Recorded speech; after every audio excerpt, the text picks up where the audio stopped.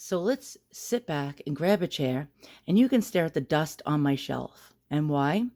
I'll be honest, and excuse my language, I'm going to just kick it to you guys real. I am actually too embarrassed to show my face on camera. And that's part of anxiety.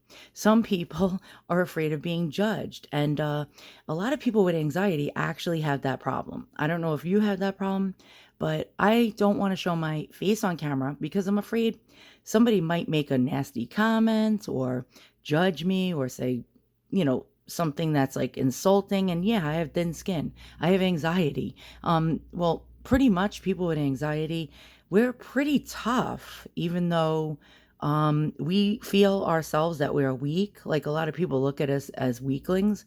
We're definitely not weaklings. We're actually made of tough stuff. If you really think about it, with all the shit that we go through, we pretty much are tougher than we may know. Okay, so here's what I'm grappling with right now. Okay, so I have bad anxiety right now as I'm speaking. And what do I have anxiety about? Well, health anxiety.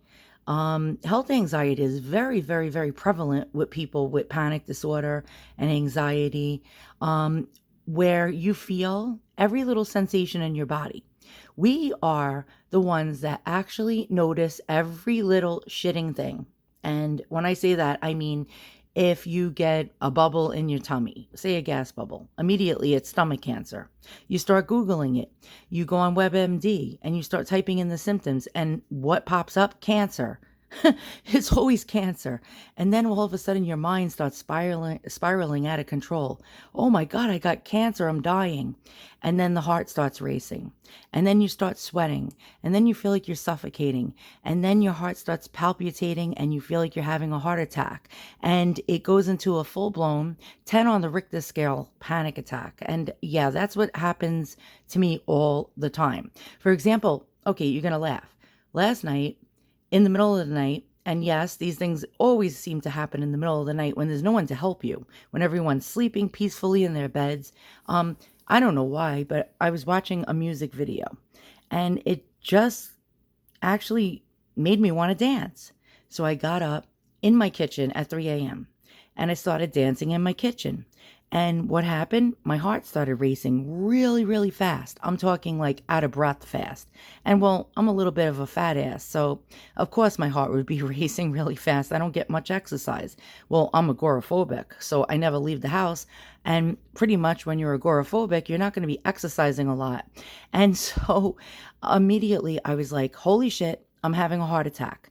I couldn't catch my breath at all. And I was like, my heart was beating like 800 miles an hour. And I was like gasping for air. And then immediately I started sweating and I felt like I was suffocating. And at 3 a.m., yes, I did this. I ran out barefoot into my backyard.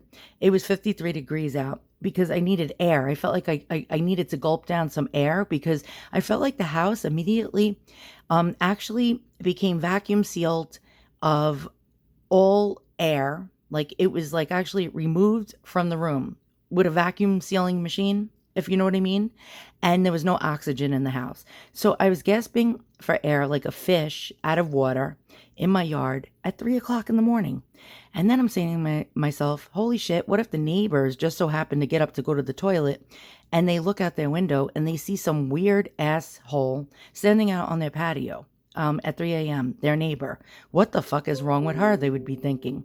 And judging, and there you go with the judging. So that's why my ass is not on camera right now. Okay, so you're staring at my crystals and about like 3 inches of dust because I don't like dusting. So anxiety does a lot of things to the mind that makes you think irrational thoughts, especially about health.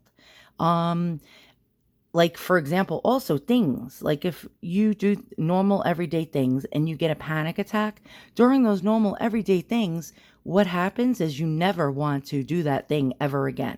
For example, say you eat Jack in the Box, right? I don't know, you ate like 5 burgers and 2 large fries because you're a fat ass. And then suddenly, after you eat, you feel really full, like your stomach is filled with air and you get the shits. Yeah, I know this is sort of gross, but you get explosive diarrhea from Jack in the Box, and you feel like your stomach is filled with air, you're starting to feel nauseous, and you want to vomit, and immediately you get a panic attack. Oh my God, I'm dying. I can't breathe. I'm suffocating. There's something wrong with me. Why am I having explosive diarrhea? Maybe it's colon cancer. And then the mind goes from 0 to 600, if you know what I mean. And then you go on WebMD and you type in the symptoms and it's cancer.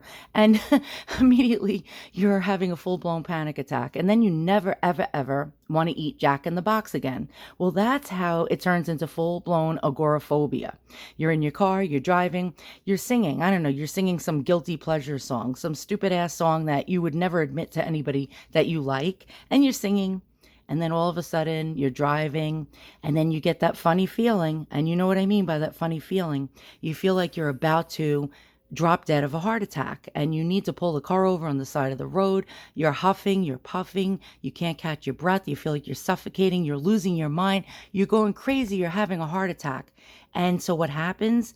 You never, ever, ever want to get back in your car ever again. So your world gets smaller and smaller and smaller.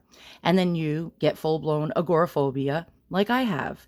And yeah, so, and then pretty much, oh, what the hell was that?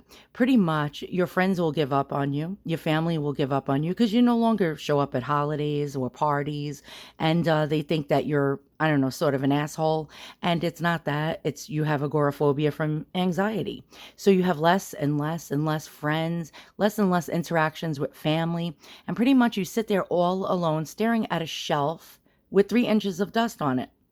So that's it. That's the ending of this session of Let's Talk About Anxiety and have a discussion.